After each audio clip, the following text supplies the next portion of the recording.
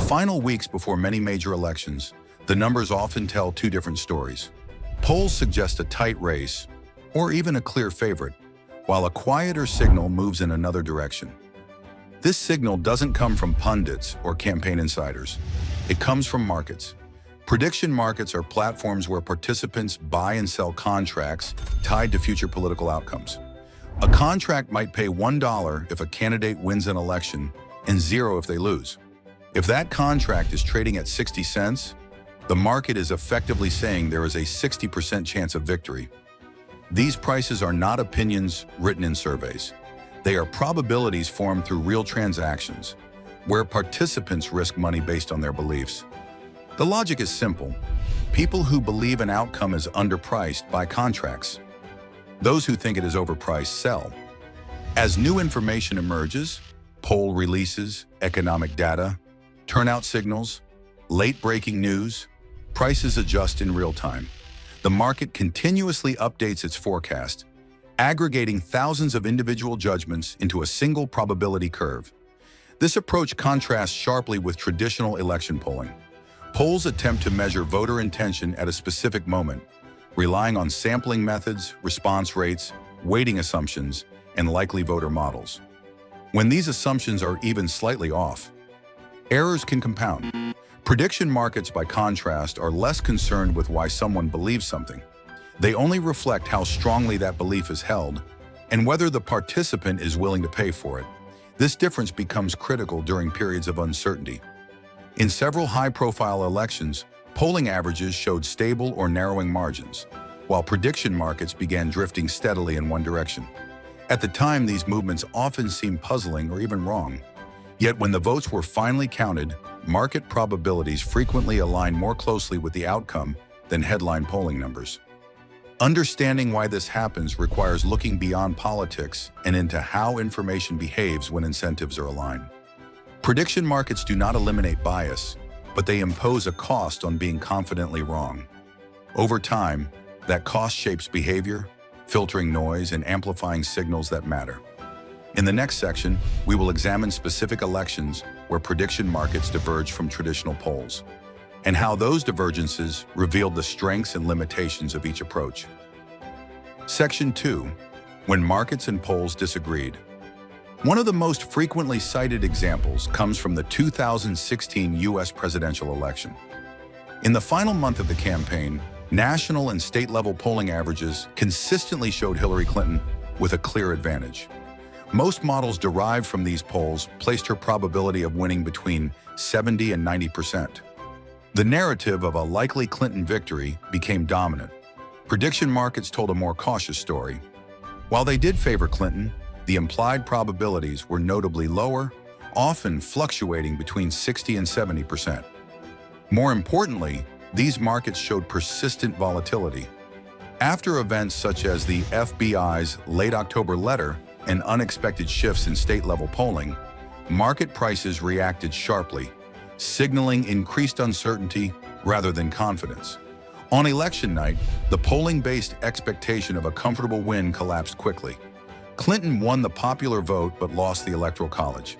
In hindsight, prediction markets did not predict the exact outcome, but they expressed a level of risk that polling summaries largely obscured.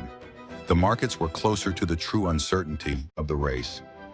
A similar pattern appeared in the 2020 U.S. election, though with different dynamics. Polls again showed a consistent national lead for Joe Biden, and he ultimately won. However, prediction markets captured tightening margins in key swing states earlier than many polling models reflected. Market prices adjusted downward when turnout data, legal challenges, and delayed vote counts introduced uncertainty, even as national polls remained relatively stable. Outside the United States, prediction markets have shown comparable behavior in referendums and parliamentary elections, particularly where late shifts or turnout surprises played a decisive role. Markets tend to react faster to indirect signals, early voting data, regional turnout anomalies, or changes in betting behavior, because participants are constantly scanning for any information that could affect the final outcome. These examples reveal an important distinction. Polls aim to measure voter preferences. Prediction markets aim to forecast outcomes. The two are related but not identical. An election outcome depends not only on preferences, but also on turnout, institutional rules, legal challenges, and strategic behavior. Markets, by pricing all these risks together, often provide a more holistic probability, even when that probability is uncomfortable or unpopular. To understand why markets can absorb this complexity more effectively, we need to examine the mechanics of collective decision-making and incentives. That brings us to the concept often described as the wisdom of crowds, and why it works best when people have something at stake. Section 3. Why markets often see what polls. Miss the apparent advantage of prediction markets is not intelligence, expertise, or access to privileged information. It is structure. Markets are designed to reward accuracy and punish error, and that incentive changes how information is processed. In a prediction market, participants are motivated to seek out signals that others may overlook.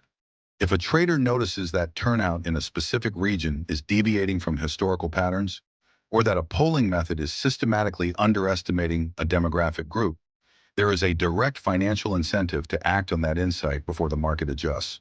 Correct information is rewarded, overconfidence is penalized. This is where the wisdom of crowds becomes more than a slogan. Individually, participants may be biased, incomplete, or wrong. Collectively, when their beliefs are filtered through prices and constrained by risk, those biases tend to cancel out. What remains is a probability that reflects not consensus, but balance, between optimism and skepticism, between confidence and caution. Polling models, by contrast, often rely on shared assumptions.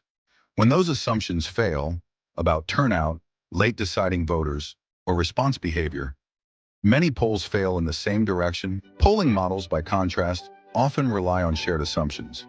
When those assumptions fail, about turnout, late deciding voters, or response behavior, many polls fail in the same direction at the same time.